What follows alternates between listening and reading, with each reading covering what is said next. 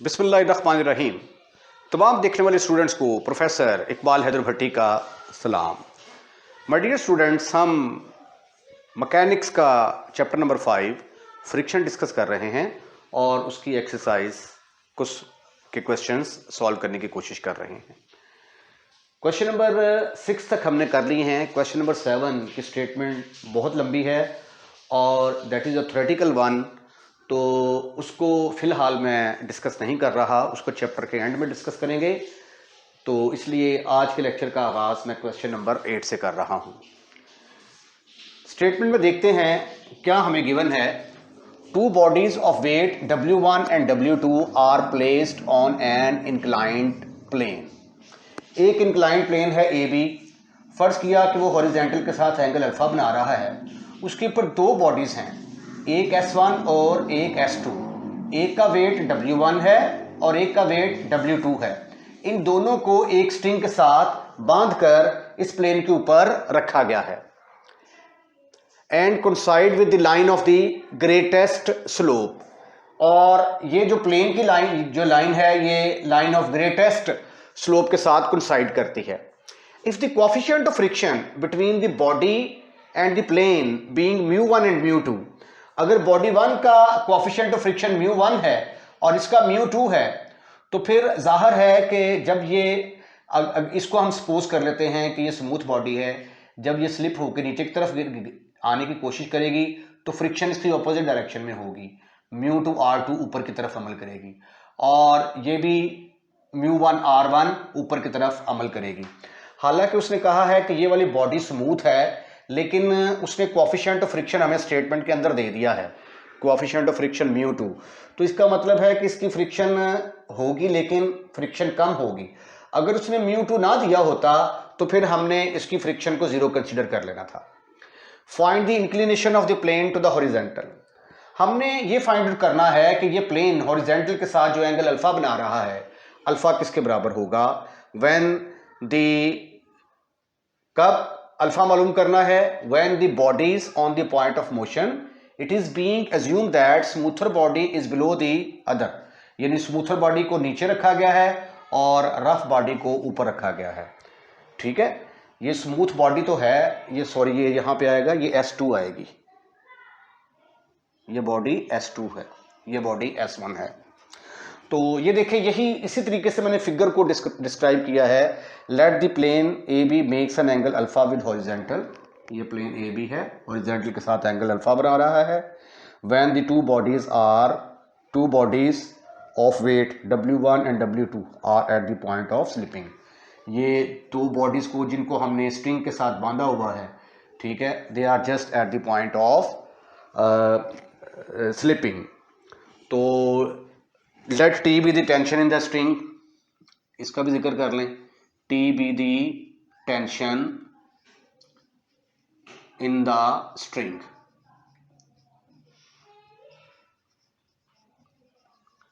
और हमने फर्ज कर लिया कि दो बॉडीज जो हैं उनके नाम भी हमने रख दिए S1 और S2, और इसके नॉर्मल रिएक्शन को R1 से डिनोट कर दिया, इसके नॉर्मल रिएक्शन को R2 के साथ डिनोट कर दिया। Because the system is in equilibrium, because the system is in equilibrium,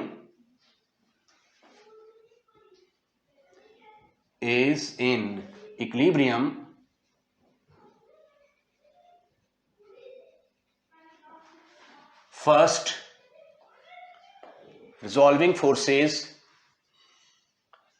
resolving forces along and perpendicular to the plane AB acting on body S1। पहले हम उन फोर्सेस को रिजॉल्व करते हैं जो बॉडी S1 के ऊपर अमल कर रही हैं।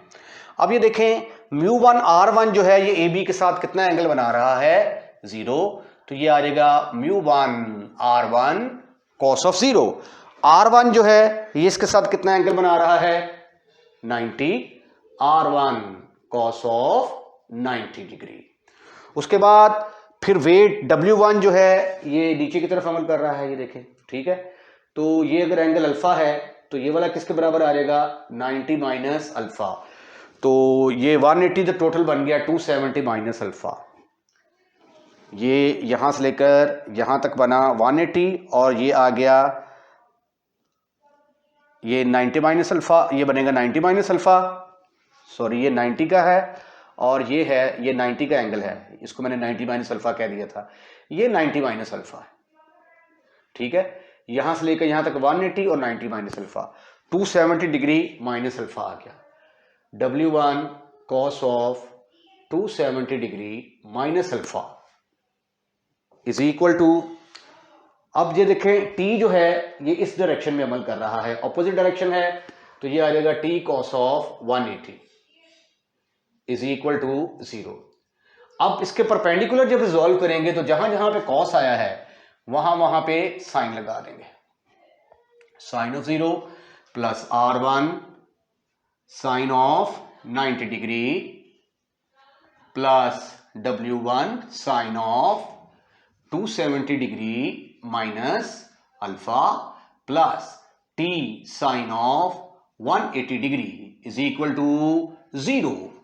This is further equal to, यहां से हम T निकालने की कोशिश करेंगे, ये आ जाएगा μ1 R1, R cos ऑफ 90 0 के बराबर आ गया, cos 270 डिग्री माइनस अल्फा, 270 है तो ये y एक्सिस पर बनता है 270, तो cos किस में चेंज होगा, साइन में चेंज होगा। क्वाड्रेंट कौन सा है, 270 में से माइनस करेंगे तीसरा क्वाड्रेंट, तीसरे में cos नेगेटिव होता है, तो minus W1 sine of alpha और minus T is equal to 0 के बराबर आ जाएगा।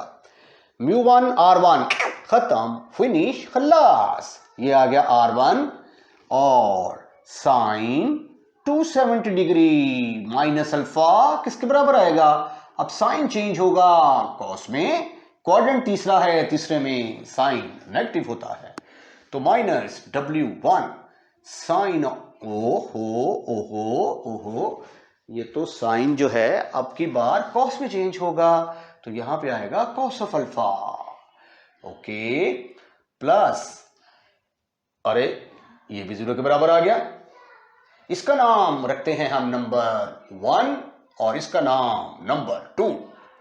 अब ऐसा करते हैं कि R1 को इन दोनों में से एलिमिनेट कर देते हैं, फ्रॉम 2 R1 किसके बराबर आया, R1 is equal to W1 cos of alpha, इसको उठाकर पुट कर दें आप 1 के अंदर, put in 1, what you will get, μ1 R1 की जगह पे आ गया W1 cos of alpha minus W1 sine of alpha is equal to minus T is equal to 0। तो अगले स्टेप में मैंने क्या किया, T को मैं उठाकर उधर ले गया, ठीक है, T को उठाकर उधर ले गया, उधर जाके पॉजिटिव, और इधर जो है ये रह जाएगा μ1 W1 cos of alpha minus W1 sine of alpha. Remember हमें क्या कैलकुलेट करना है, अल्फा की वैल्यू कैलकुलेट करनी है। ये जो T की कीमत मैंने निकाली है इसको मैं सपोज कर लेता हूं कि this is number 3।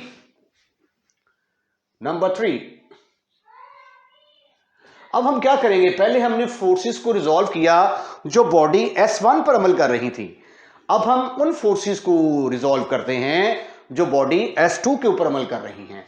Now resolving forces along and perpendicular to the plane, now resolving forces along and perpendicular to the plane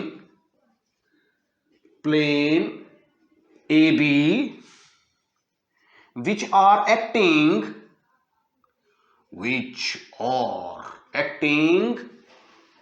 on body S2। अब S2 बॉडी के ऊपर देखते हैं कौन कौन सी फोर्सेस अमल कर रही हैं। ये देखें, एक तो ये है t cos ऑफ 0 आएगा, t cos ऑफ 0 डिग्री। उसके बाद μ2 r2 आएगा, μ2 r2 cos ऑफ 0 डिग्री। उसके बाद r2 cos ऑफ 90 आ जाएगा, r2 cos of 90 degree.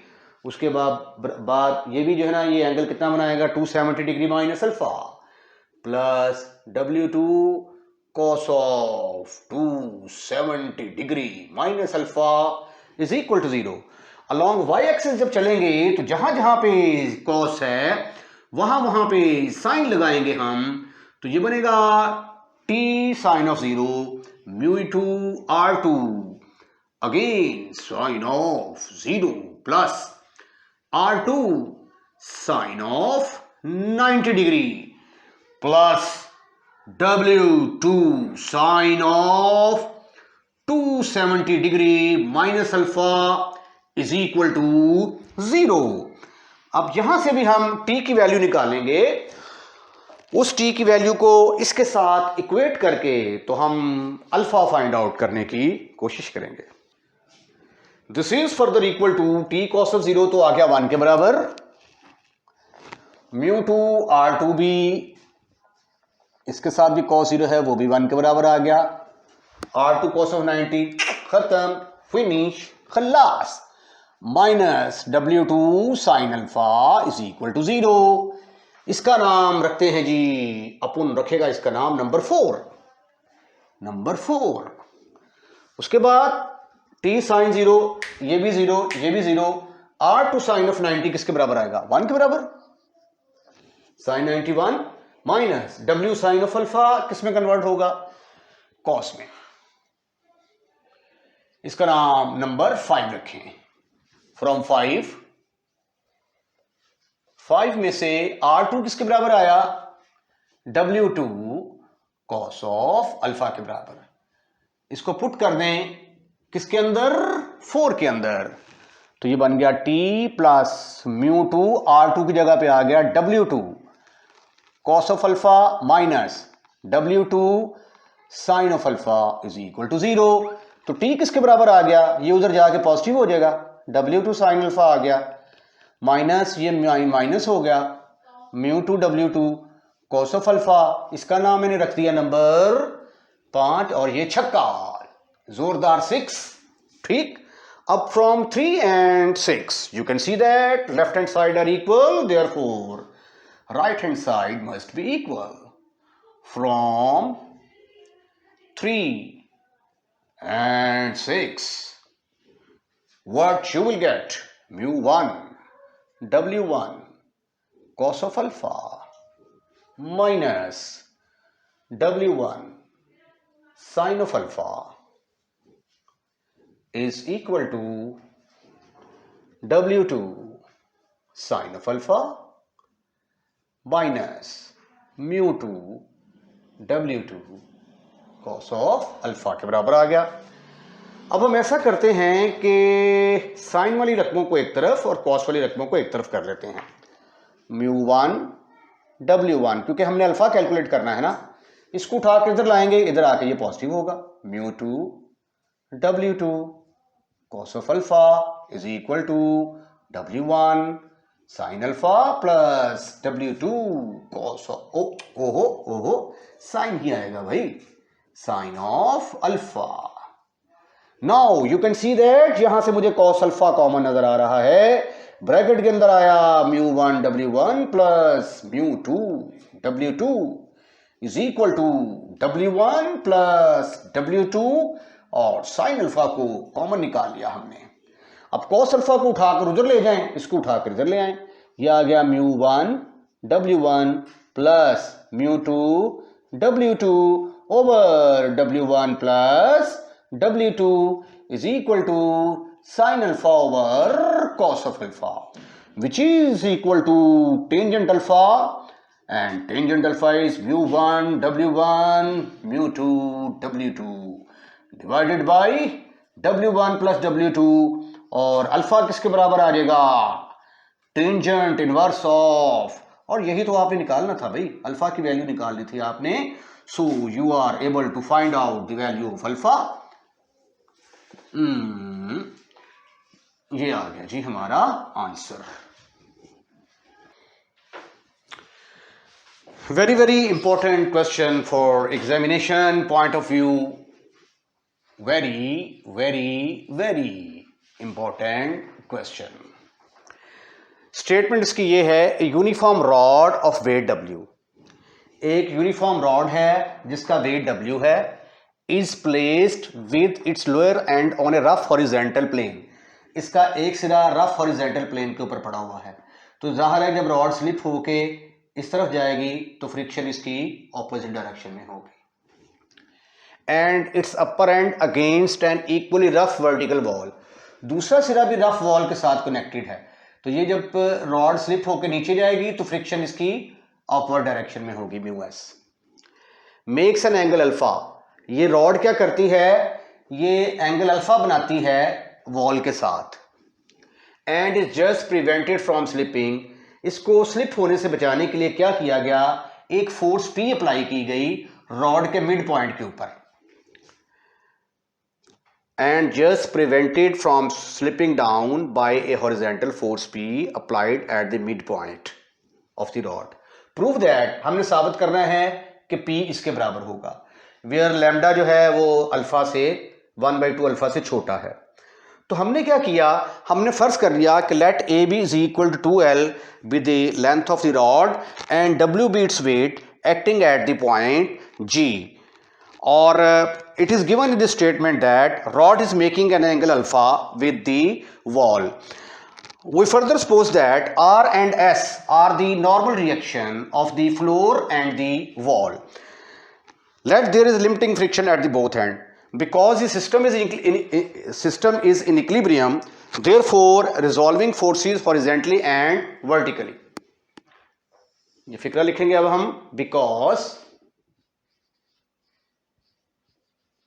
the system is in equilibrium,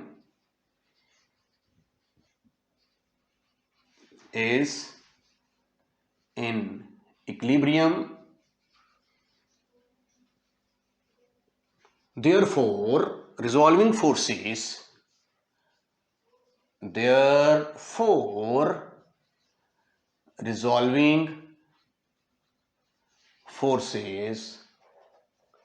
horizontally and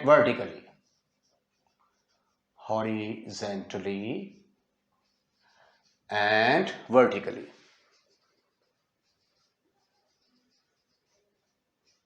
या आप यूं भी कह सकते हैं resolving forces along and perpendicular to the floor.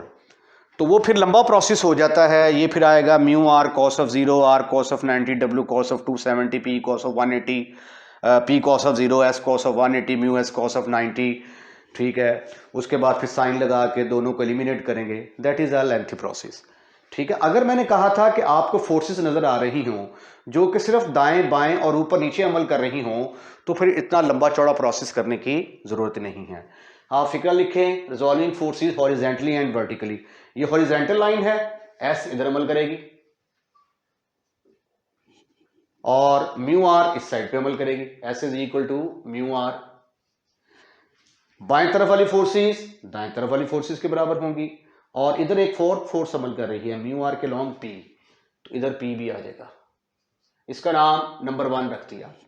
उसके बाद ऊपर कौन कौन सी फोर्स अमल कर रही है, एक आर और एक म्यू एस, तो R plus mu S, R plus mu S, नीचे की तरफ कौन सी फोर्स अमल कर रही है, डब्ल्यू, ये आपस में बराबर होंगे, इसका नाम रख दिया मैंने नंबर 2।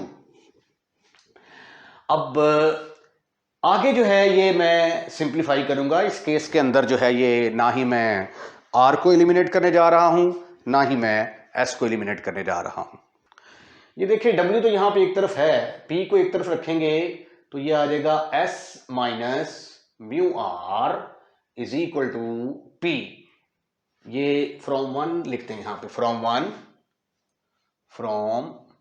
वन, ये S minus mu R P के बराबर आ गया, इसका नाम रख देते हैं नंबर 3। अब आप ऐसा करें कि चूंकि p कैलकुलेट करना है, डिवाइड 3/2, डिवाइड 3/2, 3 को 2 पर डिवाइड करेंगे तो ये आ जाएगा p/w is equal to p/w is equal to s minus mu R over यहां पे आ जाएगा डिवाइड 3/2, 2 है आपके पास, r प्लस म्यू एस। यहां से s कॉमन निकाला तो ब्रैकेट के अंदर आ गया 1 minus mu r over s, और नीचे से भी s कॉमन निकाला तो ब्रैकेट में आ गया r over s plus mu.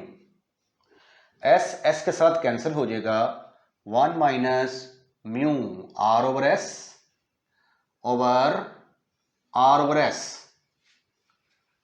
Plus mu. ये हमारे पास p/w की वैल्यू आ गई है।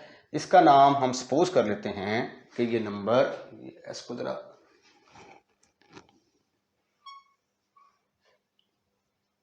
इसका नाम रखते जी नंबर आप 4।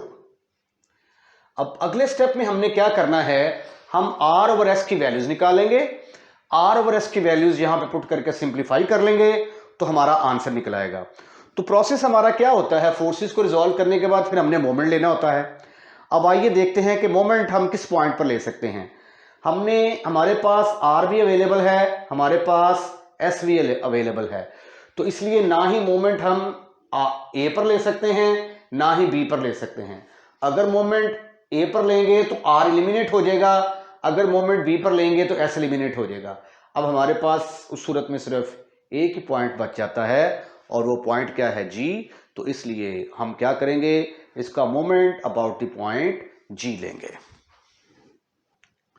Now taking moment, now taking moment about g। Otherwise ये क्वेश्चन बड़ा लेंथी हो जाता है, वो फिर डाइवर्ज हो जाता है, सिंप्लीफिकेशन बड़ी मुश्किल हो जाती है अगर हम r को या s को एलिमिनेट कर दें तो। अब ये देखें, ये g में से दो फोर्सेस अमल कर रही हैं, एक p और एक w, तो लिहाजा इन दोनों फोर्सेस का मोमेंट तो जीरो के बराबर आ जाएगा। p into zero plus w भी g में से पास कर रही है, इसका मोमेंट भी जीरो के बराबर आ गया। अब हमारे पास बचती हैं एक और ये दो फोर्सेस ये हैं और दो फोर्सेस ये हैं। आइए पहले हम r का मोमेंट निकालने की कोशिश करते हैं। ये r जब घूम के g की तरफ जाएगा, ऐसे करके g की तरफ, तो घड़ी ऐसे करके चलती है ना, ऐसे करके, तो इसका मतलब है कि ये क्या होगा, क्लॉकवाइज होगा, तो मोमेंट क्या होगा, नेगेटिव होगा, माइनस r। अब मोमेंट का फार्मूला क्या है, मोमेंट का फार्मूला है force into D, perpendicular distance. अब d मैंने आपको बताया हुआ है हमारा दो किस्म का हो सकता है, ये परपेंडिकुलर भी हो सकता है, ये बेस भी हो सकती है ट्रायंगल की, राइट एंगल ट्रायंगल की। अगर परपेंडिकुलर होगा तो मोमेंट किसके बराबर होगा, अगर d जो है ये परपेंडिकुलर होगा तो मोमेंट होगा f into length hypotenuse into साथ आएगा साइन अल्फा के। और अगर बेस होगी तो उस सूरत में मोमेंट किसके बराबर आएगा, मोमेंट बराबर होगा फोर्स हाइपोटेन्यूज के साथ कॉस अल्फा आएगा। ठीक है जी, तो ये चीज हम अप्लाई करेंगे। अब देखें जी, ये हमारी फोर्स है R और ये परपेंडिकुलर डिस्टेंस बन रहा है, ये वाला डिस्टेंस। अब इस डिस्टेंस की बजाय हम ये वाला डिस्टेंस जो है ये कैलकुलेट कर लेते हैं, ये कैलकुलेट करना आसान है। ये एंगल अल्फा है तो ये भी किसके बराबर होगा, अल्फा। ये सीधा नीचे परपेंडिकुलर है, ये 90, तो इसका मतलब है कि ये बेस है और ये परपेंडिकुलर है। तो ये वाला लेंथ मालूम करने का मतलब कि हमारा डिस्टेंस परपेंडिकुलर है। अगर परपेंडिकुलर होगा तो फिर क्या होगा, हाइपोटेन्यूज की लेंथ के साथ साइन आएगा। अब टोटल इसकी लेंथ कितनी है, ए से लेकर बी तक 2l के बराबर है ना, तो ए से लेकर जी तक किसके बराबर आ जाएगी, l के बराबर। तो ये आ गई l और साथ क्या आएगा, साइन ऑफ अल्फा। ठीक, उसके बाद ये है म्यू आर फोर्स, इसका परपेंडिकुलर डिस्टेंस ये वाला बन रहा है, इसका परपेंडिकुलर डिस्टेंस ये वाला, फोर्स इनटू परपेंडिकुलर डिस्टेंस। अब ये वाला एंगल 90 है, तो इसका जो डिस्टेंस है वो तो बेस है, तो बेस है तो हाइपोटेन्यूज की लंबाई के साथ क्या आएगा, कॉस आएगा। अब ये देखिए ये घूम के इधर जाएगी, तो इधर जाएगा जी की तरफ, तो ये एंटी क्लॉकवाइज, तो ये पॉजिटिव होगा। म्यू आर हाइपोटेन्यूज की लंबाई के साथ अब क्या आएगा, कॉस अल्फा आएगा। ठीक हो गया जी। अब हमारे पास ये दो फोर्सेस बच गई। अब ये देखें, इस फोर्स का ये फोर्स इनटू परपेंडिकुलर डिस्टेंस ये वाला, अब ये घूम के इधर आएगी, तो ये भी एंटी क्लॉकवाइज हो गया। एंटी क्लॉकवाइज हुआ तो मोमेंट पॉजिटिव होगा, तो plus S into force into perpendicular distance ये वाला है। अब इस डिस्टेंस की बजाय हम ये वाला कैलकुलेट कर लेते हैं, ये 90 डिग्री का होगा, तो ये हमारा बना बेस। बेस होगा तो हाइपोटेन्यूज की लंबाई के साथ कॉस आएगा, तो L कॉस ऑफ अल्फा। उसके बाद अब ये देखें 1/3 ये घूम के इधर आएगा, ठीक है, G की तरफ आएगा, G की तरफ आएगा, तो ये देखिए ये डायरेक्शन क्या बन रही है, एंटी क्लॉकवाइज, ये भी पॉजिटिव। 1/3 नहीं तो sorry, mu S force into ये फोर्स है, इसका परपेंडिकुलर डिस्टेंस ये वाला बनता है। अब चूंकि ये बेस है, ये परपेंडिकुलर, तो परपेंडिकुलर हो गया, तो इसका मतलब है हाइपोटेन्यूज की लंबाई के साथ साइन आएगा, L साइन ऑफ अल्फा। और चूंकि सिस्टम इक्विलिब्रियम में है तो लिहाजा हम यहां पे 0 लगाएंगे। अब आपने एक बात याद रखनी है कि हमें R/S कैलकुलेट करना है। R/S कैलकुलेट करके यहां पे पुट करेंगे तो हमारा मसला सॉल्व हो जाएगा। तो अब ऐसा करते हैं कि S वाली रकमों को एक तरफ कर लेते हैं और R वाली रकमों को एक तरफ। ये आ गया SL cos of alpha plus mu SL sine of alpha is equal to 0, no is equal to, ये आ जाएगा RL साइन ऑफ अल्फा, इधर आके पॉजिटिव हो गया और ये इधर आके नेगेटिव हो गया, mu RL cos of alpha. अब L आपको कॉमन नजर आ रहा है, तो L जरा कॉमन लीजिए और SL भी कॉमन लें, दोनों चीजें कॉमन लें, SL यहां से कॉमन लें और RL राइट हैंड साइड से कॉमन लें। SL कॉमन लिया मैंने, तो ब्रैकेट के अंदर आ गया cos alpha plus mu sign of alpha के बराबर आ गया। यहां से मैंने RL कॉमन लिया, तो ब्रैकेट के अंदर क्या आया, sign alpha minus mu cos of alpha के बराबर आ गया। अब R/S हमने कैलकुलेट करना है, ये L तो L के साथ कैंसिल, R/S, तो ये आ गया cos of alpha plus mu sine alpha, इसको मैं उठाकर इधर ले आया, इधर आके ये होगा sine alpha minus mu cos of alpha is equal to RL/SL, L के साथ खत्म, फिनिश, खलास। तो what you will get now, you will get R/S is equal to, और म्यू किसके बराबर होता है, व्हाट, म्यू बराबर होता है angle of friction tangent of lambda, तो ये आ गया R/S को मैंने इस तरफ लिख दिया, L को L से कैंसिल करने के बाद, cos of alpha plus sine of alpha, साथ म्यू की जगह पे आ गया tangent of lambda over sine of alpha minus tangent of lambda into cos of alpha.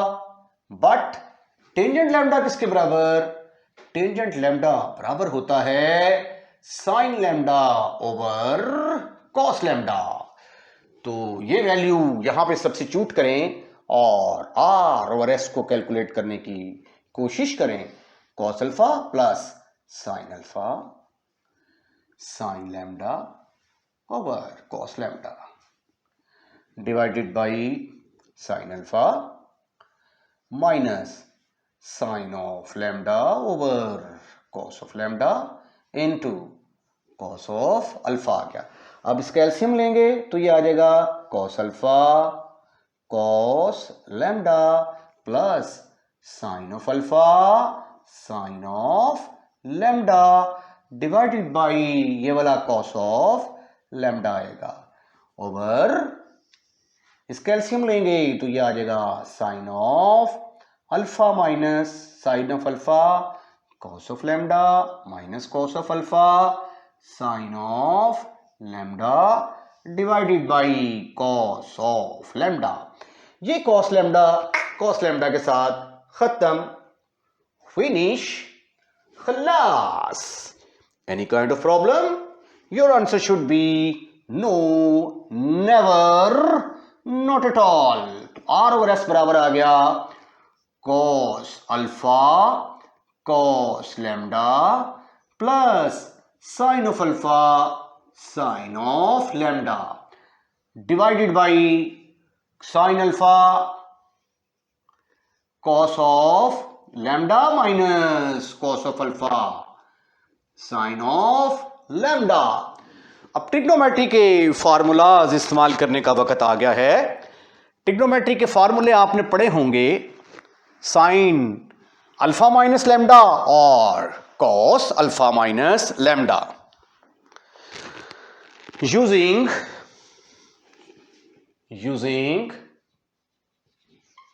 ऊपर क्या है जी, cos alpha cos beta plus sine alpha sine of, भाई ये तो cos of alpha minus beta के बराबर होता है, और sine of alpha cos of beta minus cos of alpha sine of beta, ये तो sine of alpha minus beta के इक्वल होता है। तो ये वैल्यूज जब आप यहां पे सब्स्टिट्यूट करेंगे तो आर ओवर एस किसके बराबर आएगा, ऊपर बन गया cos of alpha minus lambda. Alpha बड़ा है ना, ठीक है, तो इसलिए अल्फा को पहले लिख दिया, नीचे आ गया sine of alpha minus lambda, sine of alpha minus lambda. तो ये किसके बराबर आ गया, R over S is equal to cotangent of alpha minus lambda. तो we are able to find out the value of R over S. Now put this value in number 4, put in 4 and try to simplify.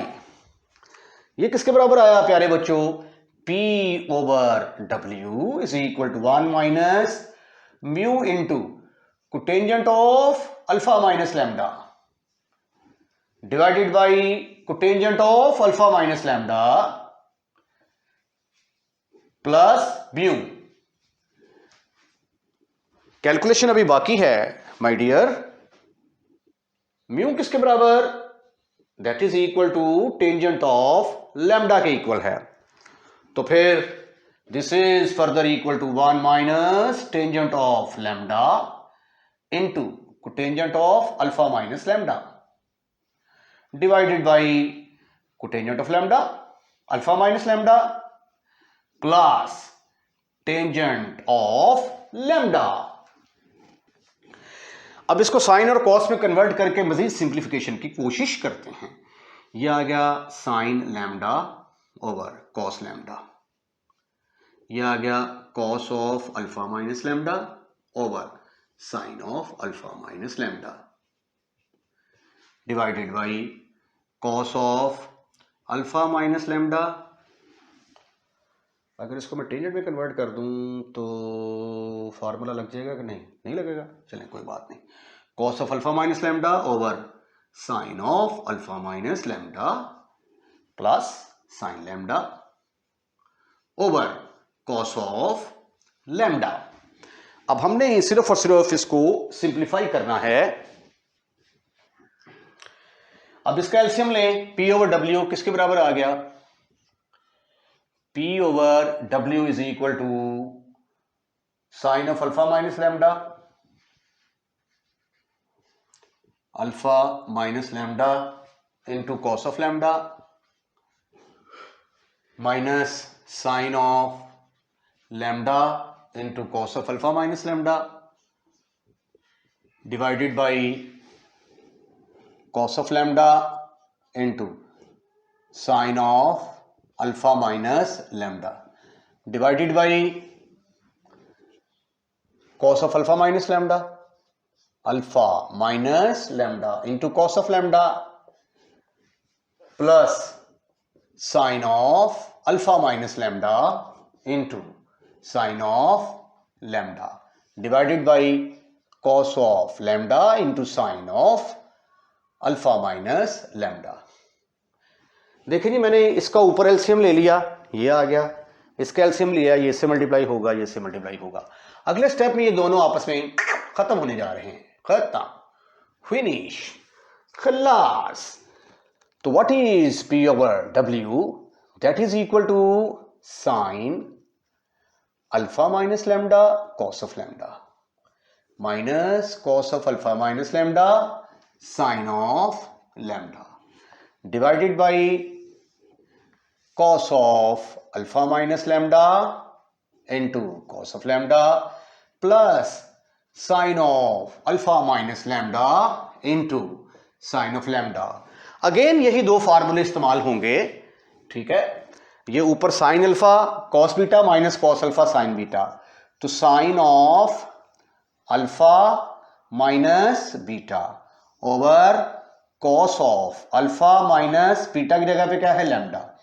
तो ये आ गया sine of alpha minus 2 lambda over cos of alpha minus 2 lambda which is equal to tangent of alpha minus 2 lambda. और P किसके बराबर आ गया जो कि आपने कैलकुलेट करना था? W tangent of alpha minus 2 lambda.